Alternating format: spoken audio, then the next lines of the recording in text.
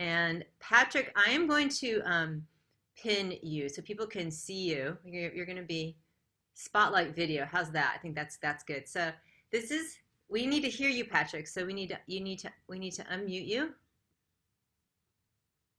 I can unmute you. Do you know how to do it? I got it. I think Ah, I got it. you're savvy. You're savvy. So just want to welcome everybody, and I want to thank Rivers for, if she's on this call, for inspiring me to invite the whole academy. Because yesterday I was like, oh, you know what? I should open this up to the whole academy because I'm sure you all have frame drum questions, and we're all at home right now. So I'm really happy to offer this as a gift to our academy grads, and I'm really happy to welcome our new academy students. And I just want to just begin by just thanking Cooperman for all of their support throughout the years. They met me back in the day. I'll never forget the story when my mentor John Bergamo, he gave me a check, and I was only allowed to, it was a gig I did with him, and I was only allowed to buy a Cooperman drum, and it was really interesting. So we I was at a drum convention, and I must have sat at your booth for how long? I don't even know how long I sat at that booth. So I know what you guys are going through with, like, what drums do I get and all that, because I was there. And I must have sat at their booth for hours. And of course, I probably still, I had like 2 days to decide. But it's really, we're really lucky as frame drummers to have a company like this that really cares about their clients. They care about their drums. They hand make each one of these drums, which is really, really awesome.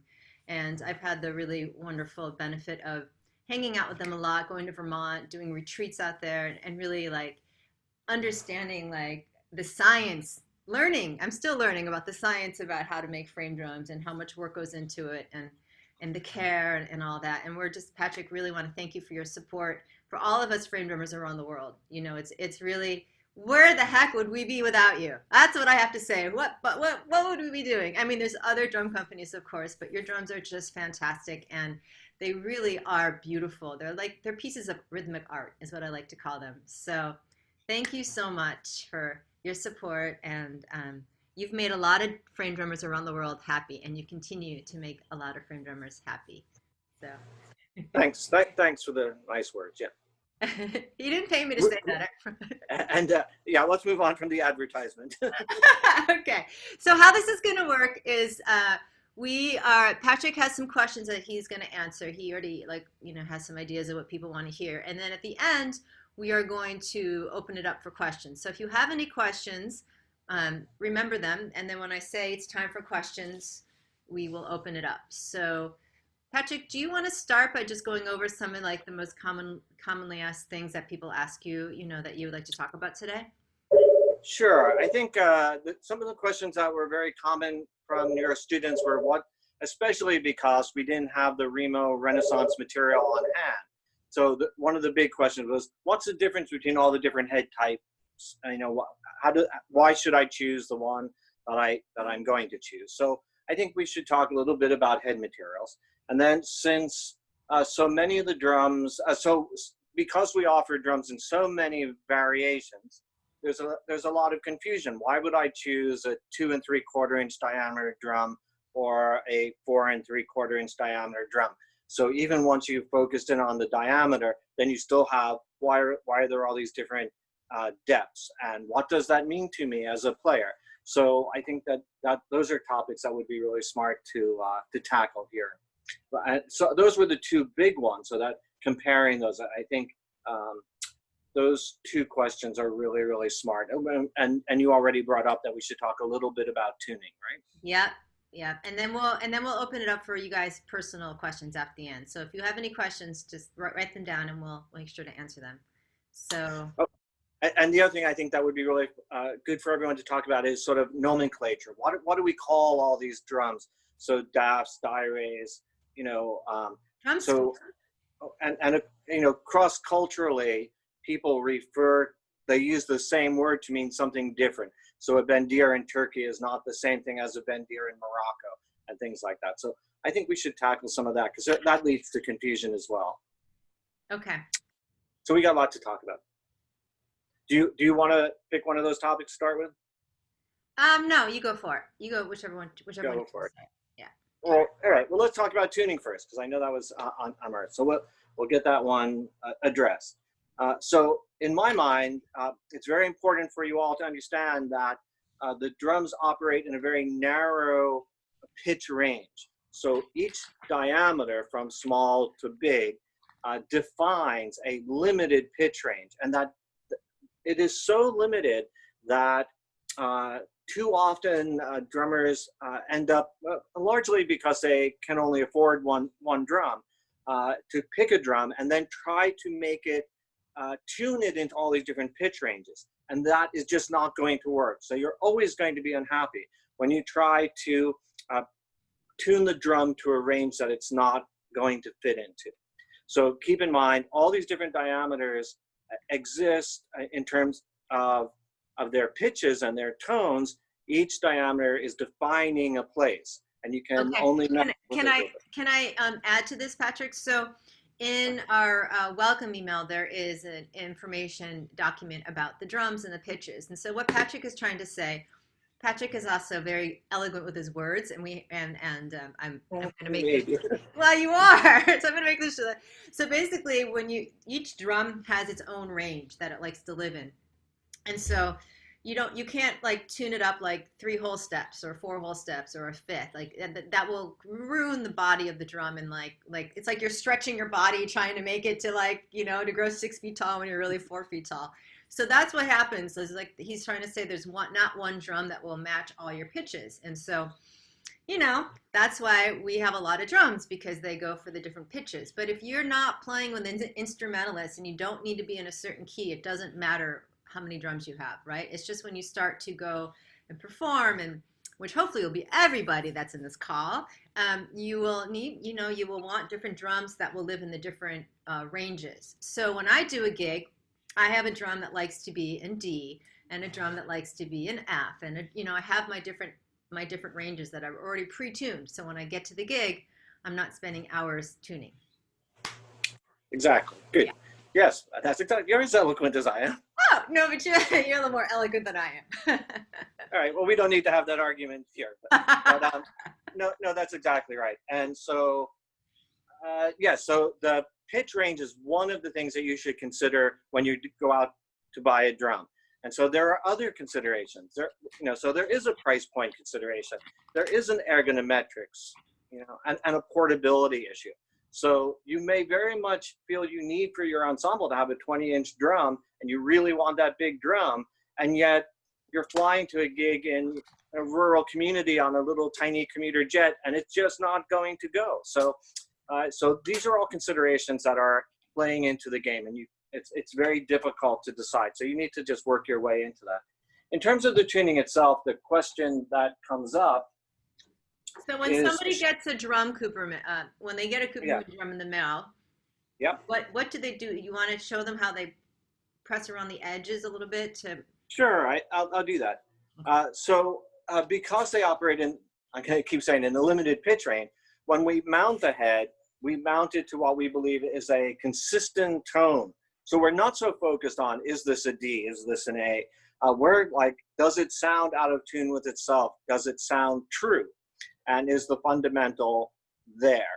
And so as long as we feel that, we don't fuss with it much beyond that. It will change over a range of time and humidity conditions. So we let each drummer fuss with the tuning when they get it. But you should get it out of, when you get it and you take it out of the box, it should be very true to itself. That's our goal. Then what you'll want to do is make sure that the head is floating. So I call this the margin of the head, and I call this point that you can see here, that's the bearing edge, right? And so dynamic tension is across this area, and that's really what's causing that pitch. That's what's defining the pitch. So what can happen is, in time on all drums, whether you're talking about a rock drum, a frame drum, a snare drum, a tambourine, there's a tendency for the head to stick to the shell, whether it's skin or synthetic. No matter what it is, the heads have a tendency to stick slightly along this margin. And so we want to be sure that the head is floating and free. If it's stuck in one place, you could be tuning your drum and it will still be sort of have a wonky pitch because it's stuck and it's not moving here, but it's moving everywhere else. And so what I do is if you go to a concert and you see a drum tech come out on stage, they often go around it and hit the drums hard or all around the edges. What they're trying to do is make sure that the head is not stuck. And so to do that, I grip the drum with my hand, kind of like this, and I'm putting a lot of pressure on my fingers here, and on my thumb down below. I'm just going to go, and I have it on both hands, I'm going to go around the drum and squeeze it. I could hear just then a little tiny creak. That's good. And sometimes you hear like a big crack. That's really good. So this is what you want to do when you first get your drum, is you just want to go around it and go like it doesn't hurt. Like every time you sit down to play your drum, just go around. It takes a second. Just go around the drum and squeeze it and see if it's floating. That way it'll become true to itself. And that's an important step, right? Then the next step, if you feel, and then try the drum. Does it sound good? You know, this drum probably could get tuned up a little bit, but for today's purposes, I'm not going to fuss with it, right? The next question that always comes around is, should I tune it, all these screws opposite each other? You know, that's a very smart and academic recommendation.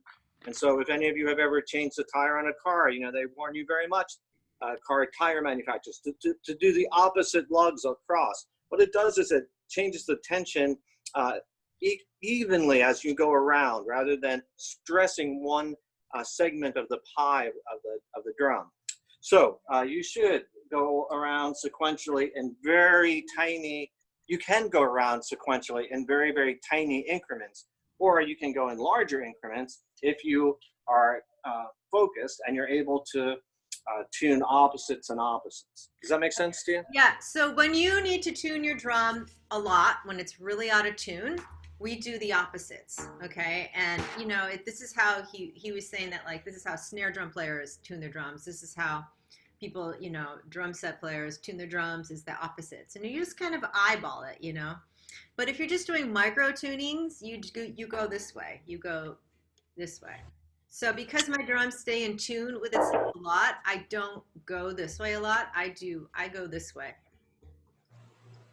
I do too, because I lose track of where I'm at, and you should be honest with yourself. And the most important thing is that you not lose track of where you're at, because otherwise the drum really does get wonky, and I use the word deranged because it's it's out of tune with itself.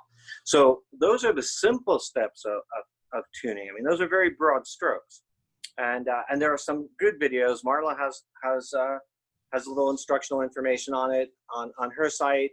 And on our website, there's a little video with David Cooperman, and that's a little 10-minute video of him tuning one drum, one diameter. It's pretty thorough, and he's pretty good at it. Okay. So that's the tuning topic. I don't know whether you want to take some questions from there. Yeah. Does anybody have any tuning questions they want to type in while we're on this topic? You can just type them in. We had somebody ask, Barbara asked, does the head material change the pitch range of the diameter of the drum? And that is a no. Right. It doesn't change the pitch diameter, because the pitch is defined. It's kind of like physics. So the pitch is being defined by the length of the what do you want to call it? The node of the vibration. And so a 12-inch drum has a shorter node length than a 20-inch, right? So that's what's defining the pitch. These different heads materials are different formulations of the material. So for Remo, it's they're all mylars. They're some kind of polyesters, effectively.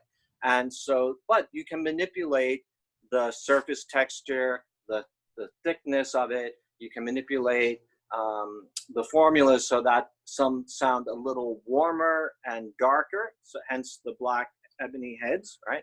Okay. Some are very, very bright with lots of overtones, Weather King clear, and then Renaissance, which we use on most drums, right there in the middle. So in our minds, you have, you know, in terms of pitches, we look at three diameter ranges. So say a 10-inch drum to a 13-inch or 14-inch drum is a high-pitched drum, right? And then you can take that high pitch and you can put on a bright a medium or a low toned drum head on top of that. So those are two features in play.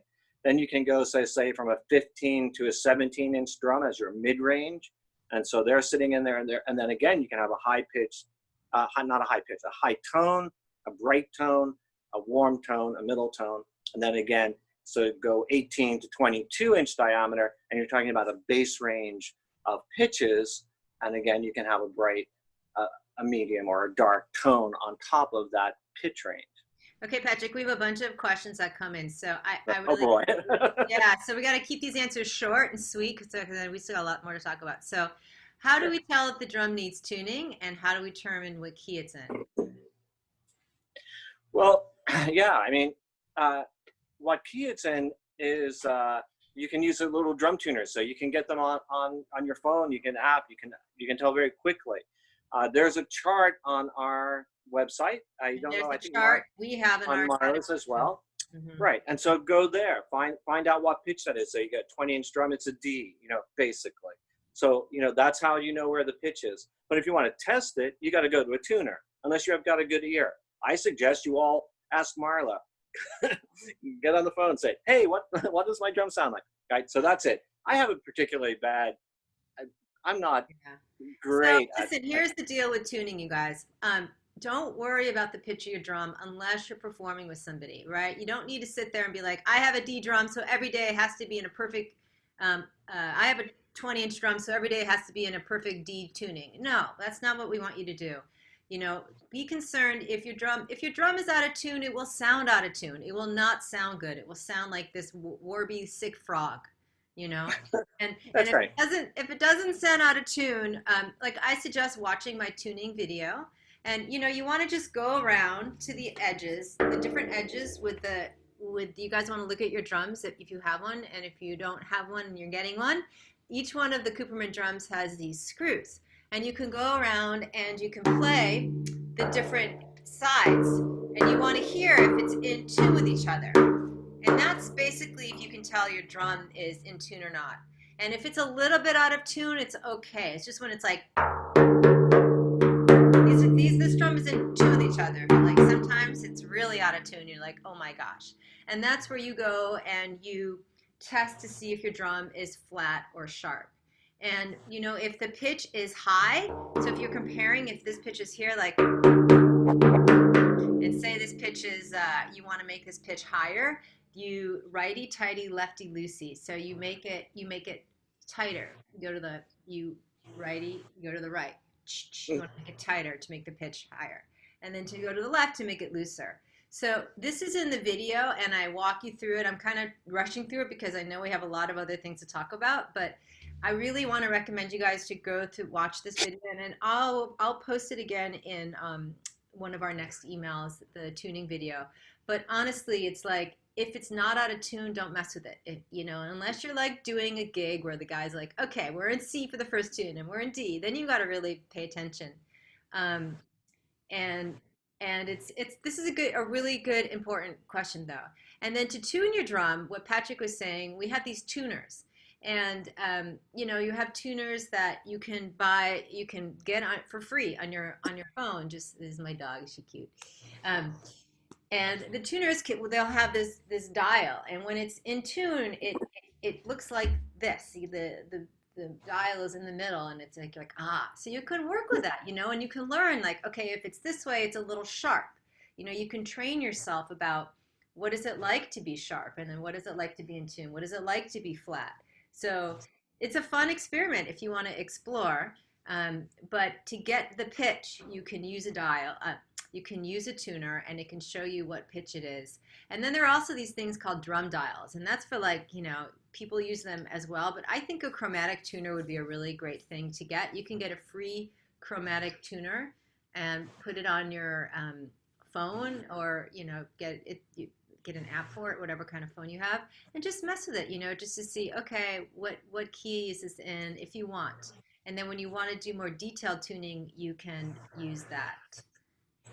Yeah, I'd also like to add that it's so important to relax. And one of the great things that Marla's class addresses is how to bring this drum into your life and into your heart, If you spend all of your time fussing about this pitch, you will not be able to enjoy the drum. And so in my world, drums have always been rhythmic at heart, as opposed to melodic. So we're not in a choir, we're not singing and trying to hit perfect notes. We're trying to focus on the rhythm part of it, that heartbeat sound that Marla talks about. And so focus on the rhythm, not on the melody. So what happens? Okay, I think we should do our questions differently because I'm getting lost in all these questions, and I think that we should have you talk about what you were going to talk about, Patrick, and then at the end, I will just have people raise their hands and they can speak to you. I think it's a lot easier for me to get the questions for you than me to like trying to make sure I'm catching everyone's questions here. Um, It's up to you how you want to yeah. address it. I'm okay with focusing on one topic if you want, but whatever. You should decide how you want to deal with it. So can a screw feel loose or not turn easily when you're tuning? What to do? So Roberta wants to know that. All right. So embedded in the drum is a small brass compression fitting. The screw is turning into that compression fitting, right? When the drum is new, it can feel tight. So it's a little bit tight. That's okay. It will loosen up over time. It is very unlikely that it becomes so loose that it's non-functional. You'll know that because it'll be effectively stripped, and as you turn your wrench, nothing is changing. And so that shouldn't happen. If you actually have a strip tuning hardware part, you can return the drum to us and we'll tear it apart and replace it and fix it. That should not happen. It might be tight, but tight is okay. Okay. Kitty wants to know, I have the impression that my Remo Fiberskin 14 could not be tuned. Should I unstick it anyway? Can I even do that? Is it a tunable or non-tunable drum? Remo Fiberskin is probably not non-tunable. Non-tunable. Non-tunable. Yeah, so it's not going to make too much difference because you won't be able to affect it one way or the other. So yeah, unfortunately, a non-tunable drum is what it is. That's great because I don't have a good ear anyway, so I can wait with that part. I can wait for the tuning. Thank you. Well, you won't be able to tune it. I mean, you may be able to apply some heat to it to make it tighter over a period of time, and that's another topic that we should address all by itself. You may be able to mess with it. Either email me or talk to somebody else in the group. I see Kenton's online. He had a video online not too long ago about putting drums in the oven. I think that was good. Thank you, Kenton. Yeah. Thanks. And so all right. We're going to move on to another question, but just Anna asked, what's the difference between a Cooperman rope drum versus an ebony suede drum? Great question. A rope drum? Yeah. Mm-hmm. Huh. A rope tension drum is a field drum, so it's a marching drum. It's very far away from a frame drum. And so a rope drum is a double-headed, double-tensioned, with head on the bottom, head on the top. A frame drum is completely only one-sided. So they're radically different drums. They're not even close to each other. Yeah. So, okay. So we're going to move on to another topic. And so I really want to encourage you guys to get a tuner for your phone, like a chromatic tuner, and just work with it. It's really kind of fun. You know, you can see like, you know, if it's a little sharp or a little flat, and it will help you feel more comfortable. And again, just don't mess with the drum if it sounds good, then play it. You know, it's only we really concerned with tuning if it's extremely out of tune, and if you are playing with people who you want to be in a certain key. And another thing is just, you know, the weather. So as long as you keep your drum inside and like not in the direct sunlight, you know, or in the rain outside, the head is going to stay pretty in tune with itself. Wouldn't you agree, Patrick? Yeah, and the synthetic material won't change even over a large temperature range. It begins to move, I believe, around 400 degrees. That's not going to happen in your house. It might happen in the trunk of your car. You park by the beach or something, and you know, just I always say, if you're not going to leave your child in the vehicle, you're not going to leave your animal in the vehicle, don't leave your drum in the vehicle. Treat it the same way.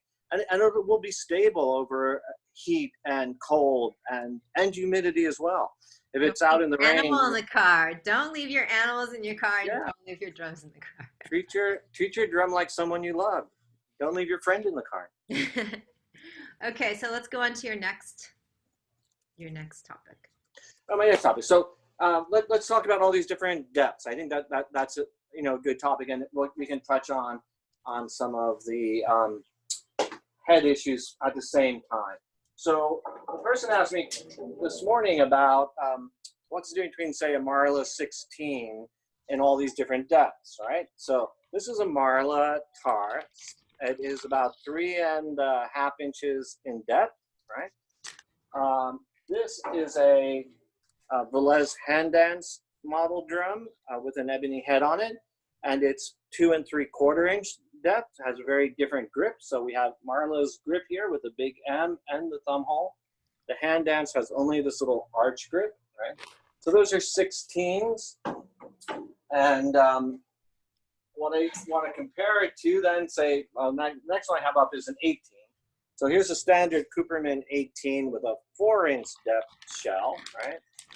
And then I have a pitch dark one here that's 18-inch with a 4 3/4 inch depth shell. All right. So why do we have all these different depth shells? Let's start with the hand dance one. Glenn Velez has a very particular drumming program that he calls hand dance. It's an entrainment program. He doesn't always teach us. He teaches it as a very specific way of playing the drum. And it's meant to entrain breathing. So it's a little bit of yoga, breathing, movement, hands and feet, and the drum. These drums were designed specifically for that program. They don't have a thumb hole like most frame drums do. They only have this little arch, and they only run in diameters from 10 to 18. Even the 18 in Glenn's mind is a bit big for the hand dance method. They're very light, and they're very easy to hold up and play up here while you're walking and moving and breathing. So that's why this drum was designed. It's not designed to create a sound. It's created to fit in with his teaching method, right? When we go to a Marla drum. Marla's drums are designed for breathing. Well, yes. All of our artist innovations here. So, it is not the case that a Glenn Velez model is better than a Marla drum or a Marla model or a Cooperman model. Each one of these was designed to reflect a teacher's way of playing the drum. Right. And so they're very specific that way. And so they were all designed with intention. And it's not about money, and it's not about portability in this matter. It's about this teacher teaches this way, and this drum fits that method. And so when we went to the 16, Marla wanted something that was light in weight. So it was going to be portable. It was going to be a little deeper sounding, a little more robust than that hand dance drum, for example, but not as heavy and massive and fundamental as a Cooperman model.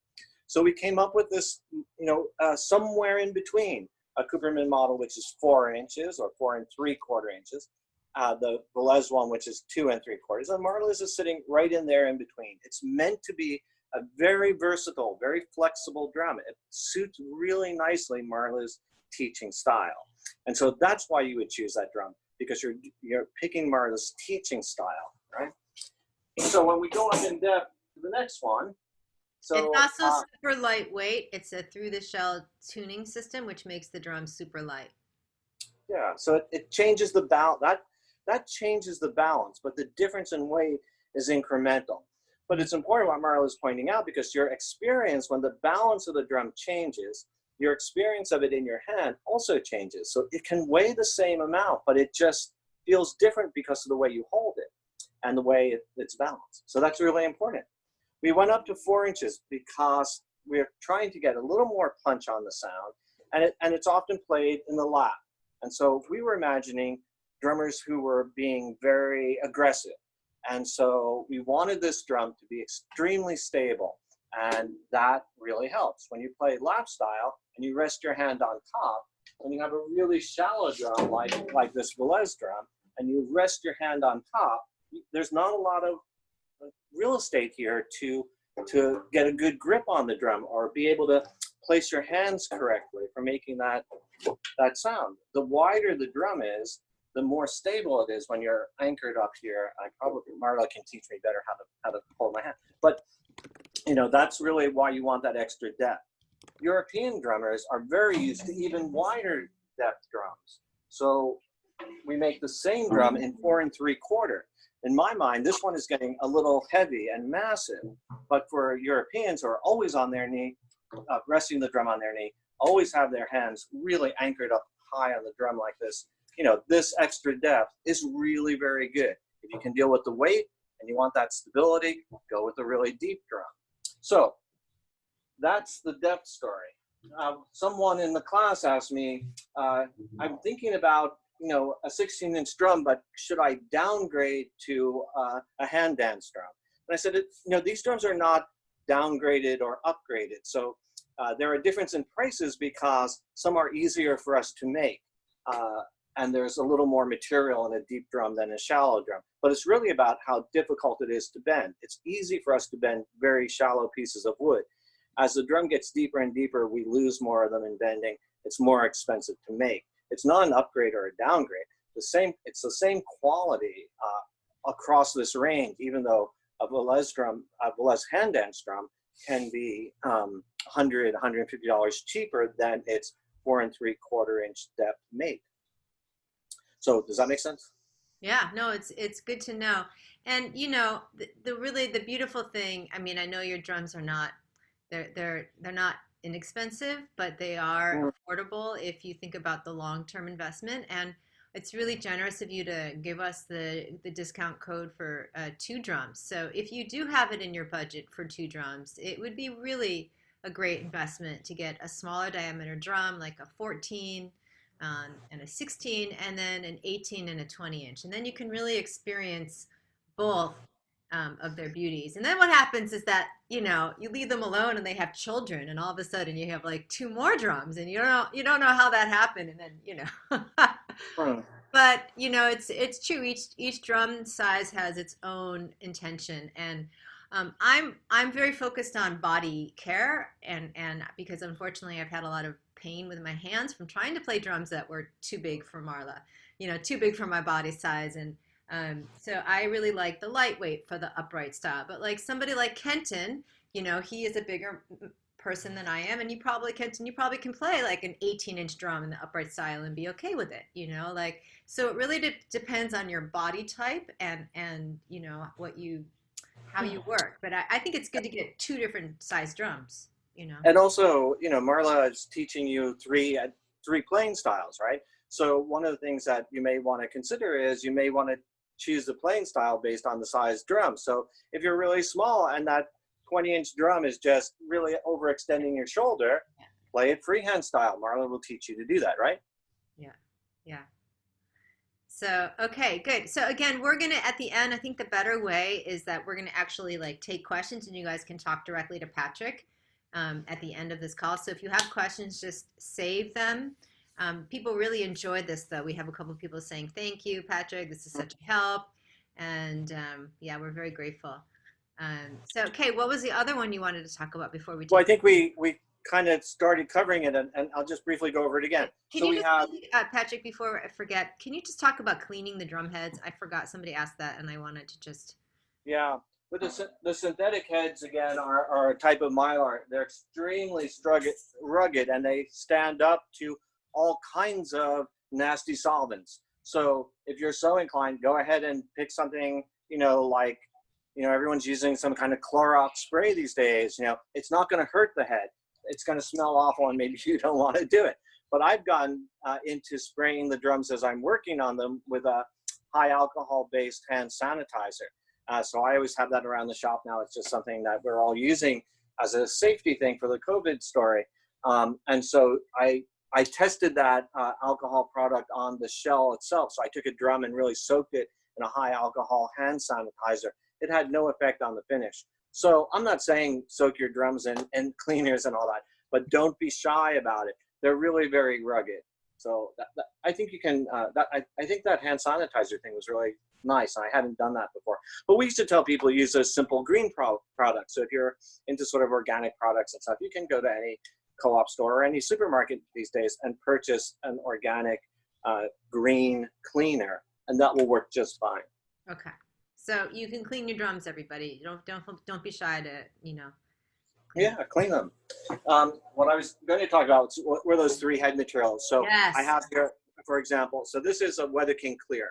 So we use, Remo actually makes something like 40 different products. We use basically 4 different types of Remo products, and we use skins as well, but we don't typically talk about them. 90% of the drums are going out with synthetics.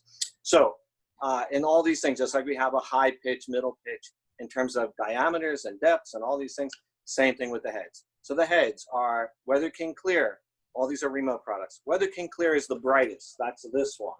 We typically put it on ricks and small diameter bendiers. It's very bright, very articulate, can be tuned up very, very high, but it's not very warm sounding. So when we want to increase the warmness, which we do on most frame drums, we switch to Remo Renaissance, and that's the standard head, and that's what the Marlowe one with the graphic is, right? But even the Renaissance has overtones and is not as warm sounding as some people want. Some people, especially those who are using the drum for like chanting and for vibrational healing and stuff, even want the drums to be warmer than the Renaissance. They hear that twanginess that's very much part of the overtones that are desirable for some drummers. And so we switch to an ebony suede to be the darkest of those pitch ranges. So I think for frame drummers in your class, Marla, the 3 heads that you're looking at are Weather King Clear, highest, brightest, Renaissance, nice mid-range, and then the ebony suede, darker sounding. So can you demonstrate? Can you play the different, someone's asking. I'm not great at it. And I only have, let's see. So I've tried to give Patrick lessons, you guys. I really have. He's I'm really shy about this, and I'm not very good. So bear with it, but I'll do my best. I mean, I'll strike the drum for you. Go ahead and laugh. We are here to support you, Patrick. We are. Look at all these beautiful people. Fine. Let's just do it, right? So here's the Weather King Clear. This is a 12-inch diameter. So for me, a 12-inch diameter is not as its vocal range is never as much as a big diameter drum, but it's what I have the 3 heads types on. So 12-inch, Weather King Clear. This guy's a bendier, so it's got snare sound. Try and hear through the bendier. So I'm going to remove those strings for a little bit. All right. All right. Weather King Clear. This is a 12-inch diameter. All these little drums are for sale, by the way. 12-inch diameter with a Renaissance head, slightly deeper shell, right?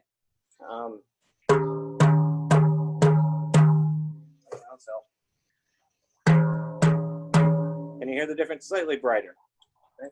And then I have a 12-inch, about 12-inch with ebony suede. This one's a Pandero, so it's going to jingle a bit for you. Or a 12-inch Marlatar. That's not tuned well, right?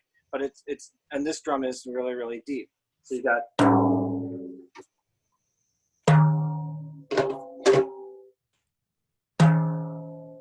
Yeah. You know, this in that video I made. Edge sound. If you want those edge sounds, go with this. Does that work? Yeah, you're getting, people are clapping for you here. You're getting all kinds of. You don't need to do that. But, I think in this video I made, also in your backyard, where I talk about all your drums, I think I play all the different drum heads too. Check this one out. So this is a massive drum. This is a 20-inch by 4 3/4 with a Renaissance head, right? You got tons of resonance. That's a lot about the depth and the diameter. But here's that same drum with an ebony head.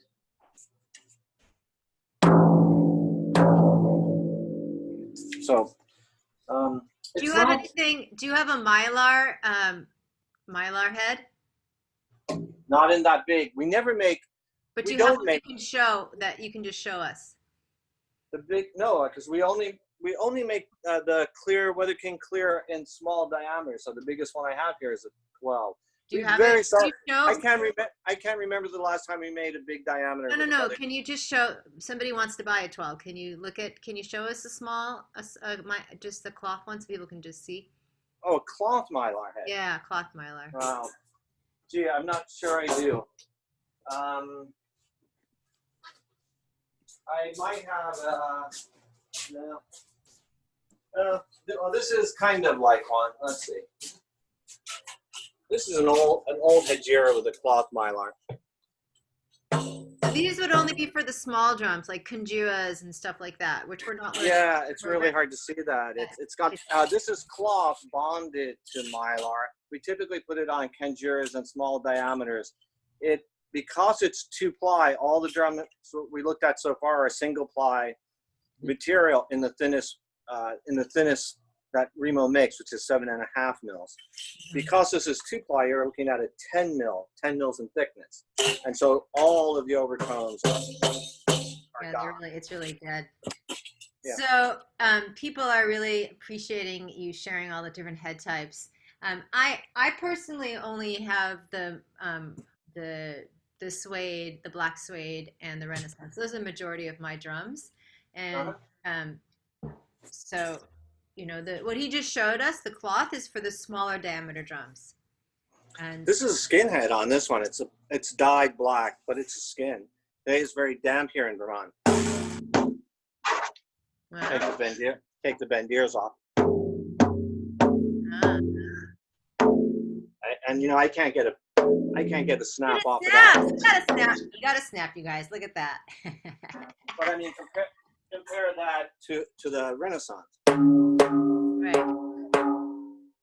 Right. That's a skin versus thing, and here's a skin. This one is a calf skin. It's so damp here, you're not hearing anything. That has a really nice song. This is actually a Pandero type of thing. Anyway, that's a bunch of different heads. Very cool. So I think we're going to open up the call now to questions. So if you have a question, if you want to either type in below, I have a question, and then I'll unmute you if you want to raise your hand. We can take questions.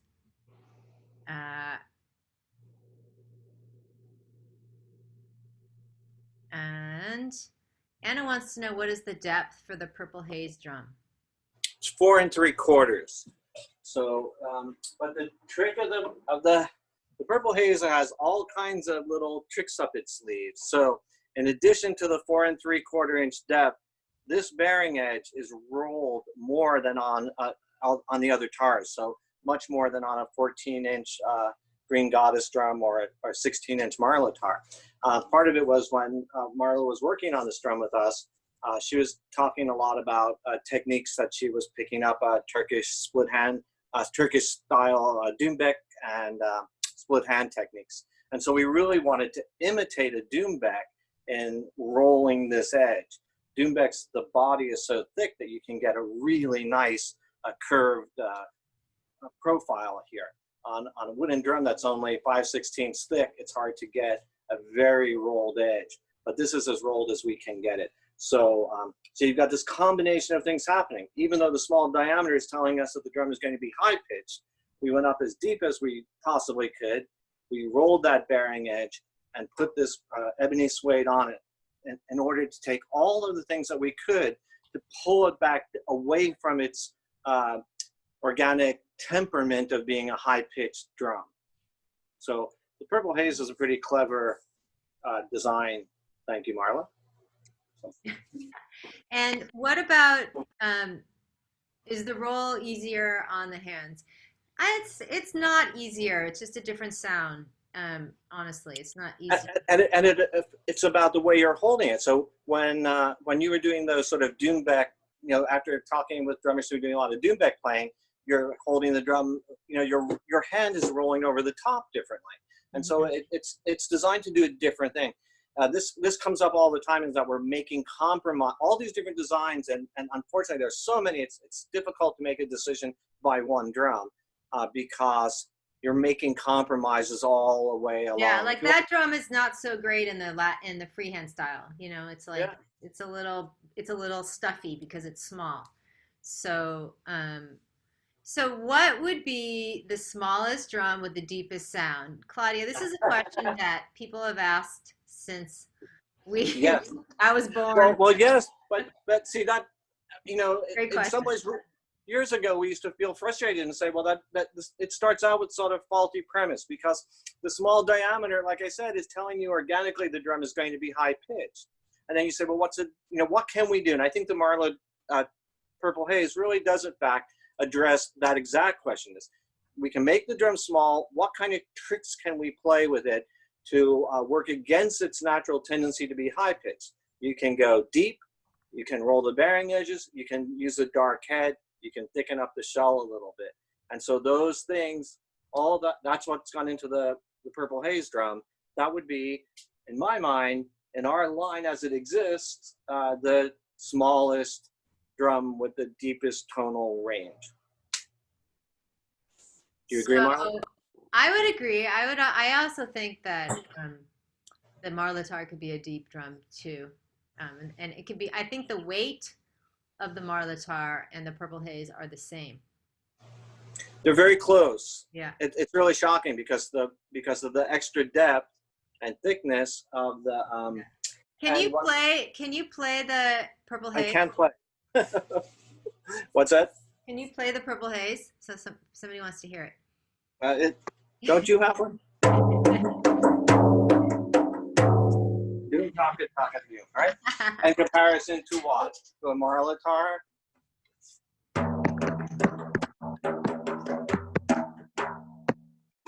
Okay, somebody wants to know, is there a difference in weight between, there's somebody with the microphones off. Ooh, someone's microphone's off. Turn your microphone off. Ooh. Someone's drumming and their microphone's off. Someone, please. Thank you. Okay. So somebody wants to know wait. Is there a difference in weight between a Marley Green Goddess and an 18-inch tar? Oh, wait. Now you're muted. Wait. We got to unmute you, Patrick. Hold on. I muted you because I was muting everybody. Sorry. Can you unmute yourself? Yeah. There you go. I'm working on creating a chart of drum weights so people can sort of paw through that and make sense of it on their own. It's a little bit weird because there's a great deal of weight range differences simply because they're all natural. Every log has a different density and a different weight. So you can have a 60 to 80 gram difference just from one log to another in between drum. But between a 14-inch Marlatar, for example, which is 3 inches, say 3¼ inch deep, and an 18-inch Cooperman drum, which is 4 inches deep, you've got a lot of material in that extra diameter, and then you've got the extra depth. So it is a noticeable difference in weight, probably 100 grams, maybe a little more even. But it's they're such radically different drums. It always comes down to like what is their motivation for asking the question about the weight. So if it's ergonometric, if you're small and you just can't handle the drum and you're holding it upright, then stick with the 14, right? If you're going to play this drum on your lap, who cares how much it weighs? You're going to be really comfortable, and that 18-inch drum is going to sound bigger, deeper, richer than a 14-inch drum. It's just the nature of the beast. I'm having a problem holding a 16-inch in the freehand style. Would a 20-inch be better? Elizabeth, yeah, it would be easier. But if you are having a problem holding the 16-inch, the secret is to put pillows under your feet, honestly. And we will talk about that in the live Q&A call. I'll show you guys more closely, but I show you that. You should ask more about that drum, though, because are we talking about a 16-inch that's only 2 and 3? Is it a hand dance drum or a Remo shallow? Is it a thin line drum and it's only 2 3/4 inch deep? That could be one of the reasons why it's hard to hold. Even a 16, even a 20 that's only 2 3/4. So if you were able to get a thin line drum at 20 inches, it would still be difficult to hold freehand style. Yeah, good point. So can you show the way to hold the Marlatar? I don't have a Marlatar here, so can you show us the? Okay, so look, so the Marlatar has a really unique grip thing. I think I showed you before. There's this Velez, which is Glenn wants a lot of freedom, right? As a bad drummer, I find the drum is out of control, right? I like a thumb hold, because when I put even a big diameter drum on my thumb, this drum, I know exactly where it's going to be, and I've got lots of control over it. For Marla, the Marla drum then got what we thought was good, which is a thumb hole, nicely anchored. It feels very natural to me, and I think it did to Marla as well. But then we looked at other drums. We looked at a bunch of Turkish drums that had these very clever check mark grips. And so they're kind of like a hybrid between that Glenn Velez gentle arch. Glenn Velez's tar drums, which we haven't looked at all, have a big arch. I call it a mouse hole arch, right? But so the Marla one was an attempt to think about that and say, all right, so now I'm going to hold the drum differently. So instead of a thumb anchor, I'm going to anchor it in this, I have a hard time picturing how to do it, in this crotch, right? So my hand is going to go into that crotch, and now I'm here as well. But the depth of this notch is what's defining the distance between my hand and where my fingers are hitting, right? So if I want to be closer to the edge of the drum, I can slide my hand down this ramp, and at the bottom of it, I'm right at the edge. And so just that knuckle part of I'm making contact at that knuckle part. And so that might be desirable. Maybe I want that, and I'm really going to get some on my left hand talk. I'm really going to be able to make it a good sound. When I'm choked up into the top of that notch, I'm more doomy sounding, right? Then because it's Marla was left-handed and Sean and I are both right-handed, we worked with Marla on this drum. We said, well, let's do it both sides. That way Marla was confusing us, and she said, I hold the drum this way, but her dominant hand, she's holding the drum like this, right? So we said, well, we can make it for left-handed and right-handed people, and maybe we can teach ambidextrous drumming. You see how difficult it is for me to drum at all, but maybe I should be thinking about being ambidextrous. Can I switch hands back and forth and still play the drum in a dominant way? So that's what this grip does. It also gives you the ability to hold it. It's hard on a 16-inch, but you can hold it flat and play down, right? So you can hold it more like a pandero or like an Italian tamburella and play this way. So it's a hugely versatile grip, and that's why it is. I worked with them for a really long time to come up with a design. It was pretty funny. That grip is really unusual and unique. It's not done in general. You'll see that check mark grip, variations on an arch grip, variations on a thumb hole across the world, across many drum makers. The Marla drum is rare, and it's well, you can also take your hands and do a small, like you can put both hands in that cutout. And yeah, you can do this. So you can imitate sort of like a Rick style, right? Yeah. Right. Or they could do some of the stuff they'll learn in the upright style. They could play that way. Is this what you mean? Yeah, down here. Yeah. This is a very interesting question, Laurie. She said, "What size drum did Miriam the prophetess have? Do you know, Patrick?" Not a clue. I think the Bible is real. It is such a short passage, and it's not really focused on the drum, and so we know so very little about it. You know more than I do for sure.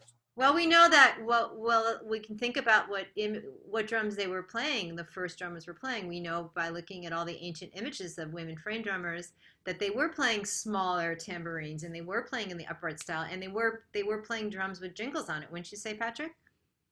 Yes, and I'm not an ethnomusicologist, so I don't have a lot of standing in this matter. But when I first came to the topic, I mean, people talked about the drums being variations on sieves and things like winnowing tools, and so I don't think there were 22-inch diameter sieves, but there are 14-inch diameter sieves. It's very handy. It's very easy to make, and so if you imagine that's where these instruments are coming from. They're pretty down and dirty. They're not drum makers making drums. These are borrowed things. So, do you think that the first drums were made with jingles or without jingles? I don't study this stuff, but many people do. There are some great there's a great Facebook page. I'm trying to remember the name of. Is it Yeah. Richard Graham? Yeah, Or he's in our Facebook group. He posts things. Yeah. fantastic amounts of information about these kind of topics. I mean, we see those depictions, and from my own work in other fields, not drumming even, I know that you should be always very circumspect of looking at an artist's drawing and saying, oh, that drum has bells. You could be looking at a knot that the artist, wasn't able to, we think it's a bell because we want to see a bell, but maybe it's just a knot in a piece of cording, and things like that. I So you remember have to be really careful. Glenn telling me that the first drums had jingles. Those were the first drums, were the frame drums for jingles. So okay,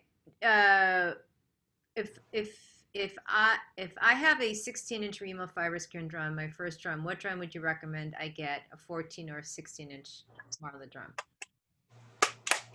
For me, I mean, I would say go if you're trying to change it up some, go with a 14 because that gives you a pitch range difference, right? And so if you have the two 16s and the fiber skin is thicker and heavier material than the Renaissance or the ebony suede. So it's going to be a little bit of a thuddier, deader drum than ours. So if you buy a Cooperman 16, it's going to be a little more lively only because of that head choice. So we don't put fiber skins on our drums, but Remo has put fiber skins on for a very long time. I think they're not as lively, and that's one of the things I like about a drum. So if you had a 16-inch Cooperman and a 16-inch Remo, you would be comparing two manufacturers and their designs. That's kind of an academic comparison, or maybe even a comparison of commercial design ideas. But if you want to expand your range of drums, go with a 14. Then you have a 14 and a 16. Yeah, and our 14 is going to be brighter all the way around than the Remo 16. And is it possible to purchase? This is for Donnie.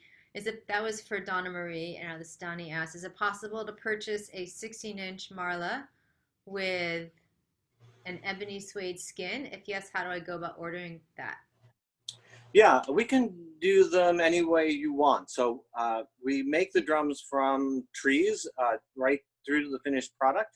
So it's easy enough for us to manipulate those things. We don't offer all of the options on the website because there would be, on our web store, because there would be so many variations and possibilities. As a matter of fact, on the web store, the Marla drum is typically available with the Remo Renaissance, with the graphic head. We also offer it on the store with the Remo Renaissance without the graphic. We offer it with the ebony suede head, and we can't put the graphic on the ebony suede.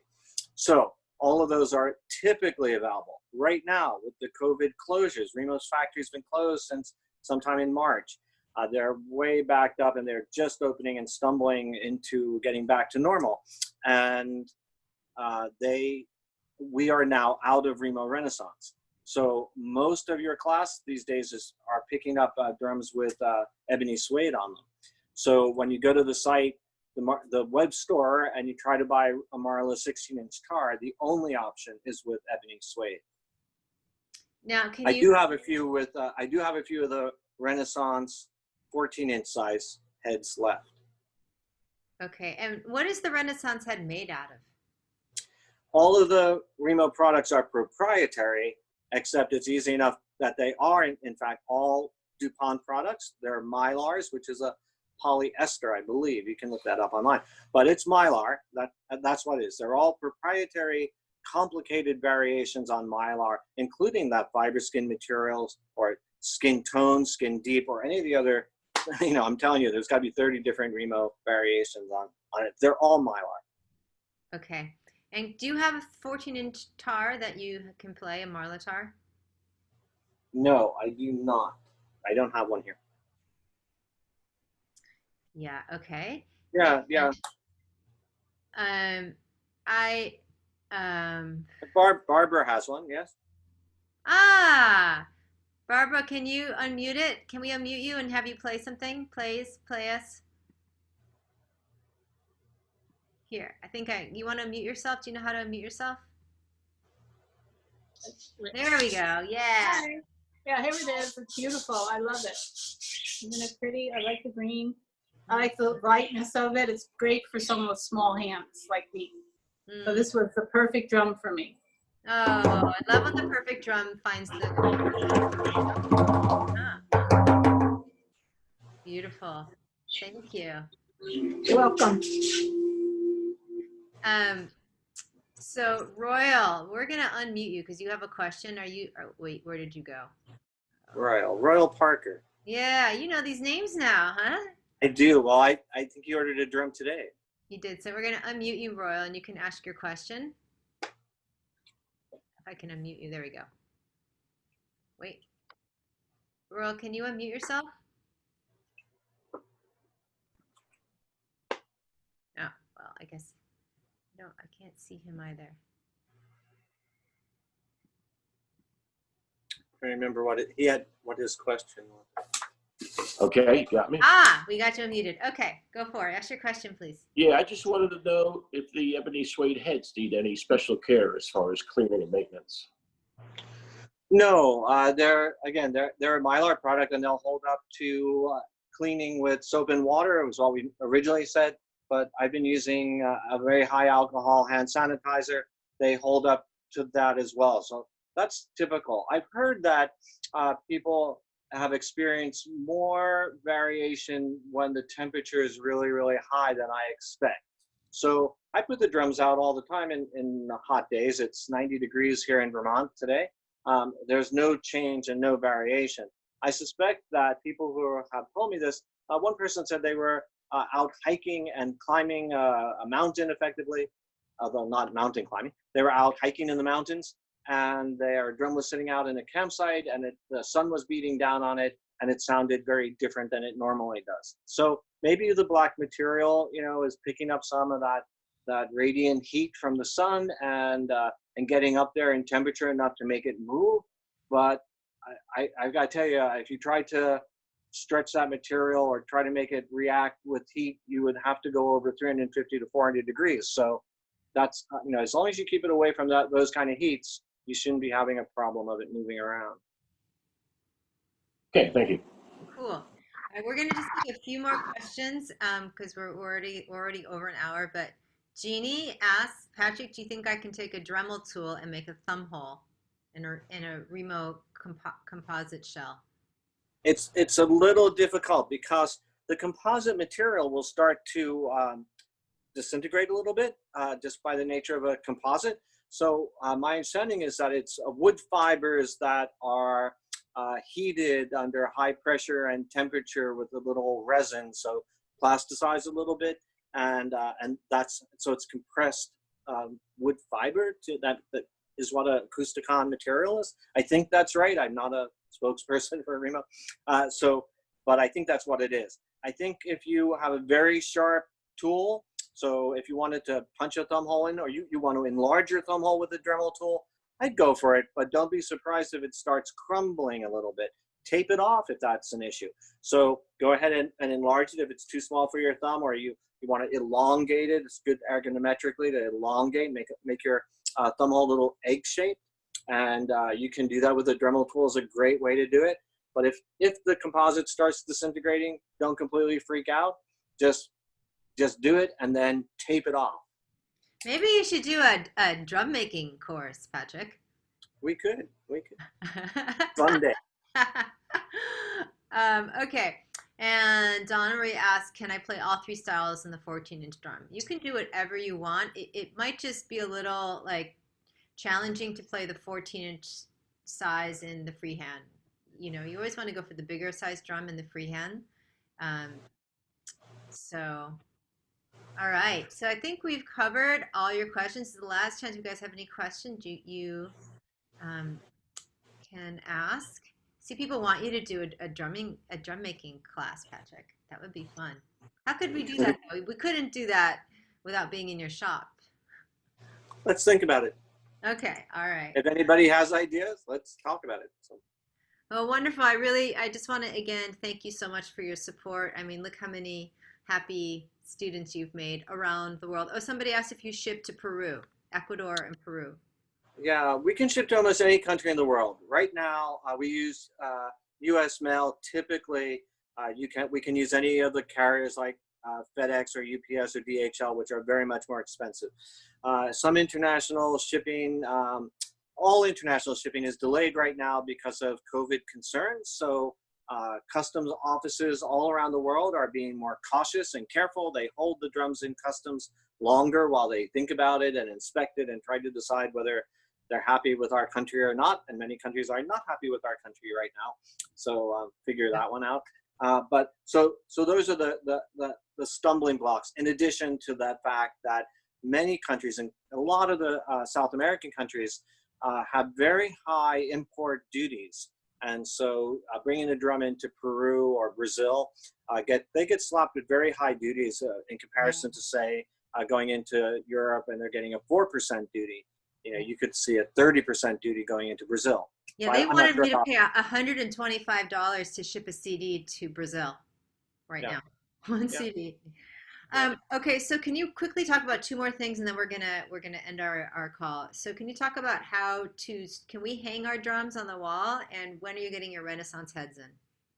All right. Well, let's answer the Renaissance one first. So Remo originally told me they were shipping on the 14th. So that's what, another week or so. Those dates are soft. And like I said, the Remo factory is not, on a steady pace right now. I then heard that they were going to try and ship them a little bit earlier. So there's some hope that they'll be here. I think what I told everyone was that I was hoping to have the drums back online by the late July. So I'm still hoping for that. That's where we're at with Renaissance. Okay. The hanging drums on the wall. The issue has always been that it's just the nature of gravity. You see all these hoops hanging here. It's not great to hang hoops like this, because what's happening is the weight of the hoop is pulling down, and gravity is pulling down. It will cause the drum to egg shape or elongate over a period of time. But you can do it, because what the trick is to rotate it from time to time. So it's hanging there. If you just turn it every now and then, just rotate your hoop so that it's not always hanging from the same place, and that way it won't elongate. Or put two nails on the bottom so it has a little thing to rest on, or something like that. It's not a drum maker is always appalled. I have hoops hanging like that. If my dad were around, he would make me take that one off the wall right now. That drum will go out of round if it lives up there for 10 years, And but who cares? It's his It's father's easy company. His father started this, so that's what he's Yeah. saying. His father's name was Patrick Cooperman as well. That's right. So, and do you ship to Australia right now? How's shipping to Australia? Petronella Winston. Australia has always had one of the strictest cyto pharma. They are all over the safety of products coming into Australia. They were particularly freaked out because they had deaths related to a kind of SARS thing that happened with skin drum heads coming in from Africa. So the minute that the customs officer sees drum on a piece of documentation, they think it's a skin-headed drum. It has to go through some kind of the equivalent of our FDA to be made sure that. What's that? I'm so sorry to hear that. Yeah, so it's slow. I write all over the documentation, synthetic drum head, and that usually gets it through the Australians' nervousness about that topic. But like I said, with the COVID thing, no matter where we're shipping, when I look at I'm constantly monitoring the tracking of all the international shipments, and I see that they're just hanging in customs offices all around the world longer than they should be. And that's because there's just a tremendous amount of nervousness about it. And I think that's fair, and so we have to be patient, right? Yeah. Okay, two more questions. So, Kitty, I'm here as long as you want me. Kitty, you asked about all these drums. So you mentioned all these different drums. So the drums that, honestly, for your concern for the Academy is frame drums, right? Rick is a smaller Middle Eastern drum. We don't study that in the Academy. Darbuka is another Middle Eastern drum. Daf is a Persian drum. Adore is another Persian drum. There's so many drum names, but you can also look them up online to see the pictures. But for the Academy, we're just working with frame drums, and we don't work with jingles in our Academy programs. I mean, it's a lifelong study. If you were to study all the different drums, and even just frame drum is a lifelong study. So I would suggest, Kitty, that you go online if you're interested in learning about what all these are, to look up Right. some pictures so you're like, you can associate the pictures. But it's fun. We're a huge family. But what's really cool is that, you guys are learning Middle Eastern drum strokes. So the Middle Eastern drum strokes, Right. they will apply to the rick. They'll apply to the darbuka. That's our family. It's like those are like, and they won't apply to the daf because the different vocalization pattern, different vocal strokes are used for different sort of strokes. So it would be fun to investigate if you're curious to, that. Right. I have, and I've just found that like what looks like the same drum to me has different names. Like what's the difference between a doumbek and a darbuka? They look the They're same the to me. same. It's the same name. Oh, okay. So just different cultures give them a different name. Yeah. Also, doumbek can be Okay. called a tabla. Yeah. It's really slippery, and that's why Right. I mentioned early on in the conversation that nomenclature is difficult because, like you said, bendir, bandir, tar, daf, Right. duff. Man, Right. these things are slipping all over the place. Randy Crafton taught me, just name it is how you play it. So playing a Celtic boron, you pick up a stick and you play it in that style. It's a boron. Right. Any drum is that. It's how you play it, not what it's. Well, just Right. like the frame drum, it's called the toph, it's called the timbrel, it's called, there's lots of different names for the frame drum. I have a bunch of different names for myself. Yeah. Depending on the weather. Okay, cool. Thank you. And also, so if we can't hang the drums on the wall, how do we hang them? How do we keep them? Well, like I said, you can hang them on the wall, just rotate them all the time, right? That's. I mean, everyone is inclined to display their drums because they look cool on the wall. So I'm not a big sayer. Don't do this. Don't do this. Go ahead, but be careful. Understand what's happening. So you just move it around a little bit. So go ahead and store it that way. If you purchase a bag, store the drum in the bag. That's super safe. I have shelves that have two rungs, and all the drums sit, sort of lined up in those rungs. And so that's my favorite way of storing drums, but it's not as attractive as on the wall. So, you have to make that sort of compromise. They're pretty rugged. So just be aware that if you hang it, you got to move it around a little bit. Don't leave it up there for 20 years. I also really like if you're going to hang your drum, I like the idea of like putting something in the wall that like holds it, and then your drum can hang, so it's not like the weight is not always on the like the top body. I feel like that's really nice. I mean, I would love to hang all my drum. My wall would be so pretty. I would just stare at it. I wouldn't want to. And then how would you get the drum down that's way on the top? You would never play that top drum. That's why they're up there, I'm sure. And Patrick's factory is in Vermont, and if you guys ever, when we can start traveling again, I highly recommend you going. It's amazing when you see where these drums are made. Montreal, Kitty, you're really close. I mean, it's worth the drive, and it's really fun to see like. Yeah, the borders are virtually closed at the moment, but once they open, I will be seeing you for sure. It's my favorite. That's such a beautiful drive, the Montreal. Yeah. Yeah, and I plan on going also, Patrick. oh, We welcome visitors all the time. So if you're in the area, give us a call. Drop in. I'll show you around. I'll show you. And I like to do retreats. I have done yearly retreats in New Hampshire, when we're really close to Vermont, and when I do those retreats, it's really nice. I do them too close to the Cooperman so they can bring drums. They don't ever do this, but they do for my retreats, and a few other people's. They bring like a big thing of drums, and you can actually play them all. And so we don't have a retreat booked now, but I have done a fall retreat for the past 2 years, so we'll see how things go with COVID. But yeah, it's really fun to see, and yeah. So, oh wait, we have. That's so thank you dangerous. guys. So thank you guys so much. So you can use scarves around the drums to hang them up too. That's a good idea. And That's a very good idea. Yeah, like a sling. Yeah.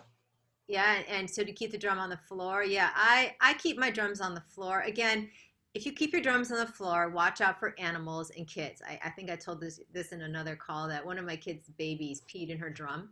So, just she did, the little kid did, like, so if you got dogs or cats, like, don't put your drums on the floor. But if you don't, Yeah, dogs and cats love to curl up in drums, so it's oh, it's a great, the drum cases actually make for a really good, cat homes. And, all right. Well, thank you so much, Patrick. And we're, again, really grateful for all your support and your kind discount. It's really, really, really nice. yeah, and the sales to the academy have been keeping me alive during the pandemic. Business has been really rough, and your class has been really good to us. So I really appreciate that. Well, one day we had, when you were drumming for us, people were like, you should have him join the academy. So maybe you can join us in the academy this year. I would be thrown out of the academy.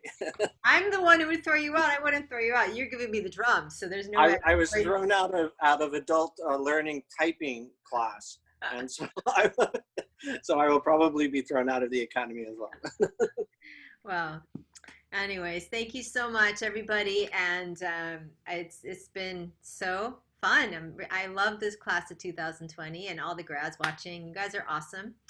And I gave a lot of videos for this first download, and just, again, I'm going to say this a lot, just like, go at your own pace. Like, don't feel like you need to rush through them one day. I'm not going to be there judging you, grading you. It's really like, enjoy. And thank you again, Patrick, and I will see you guys all soon again. Bye. All right, bye-bye. Good to meet y'all.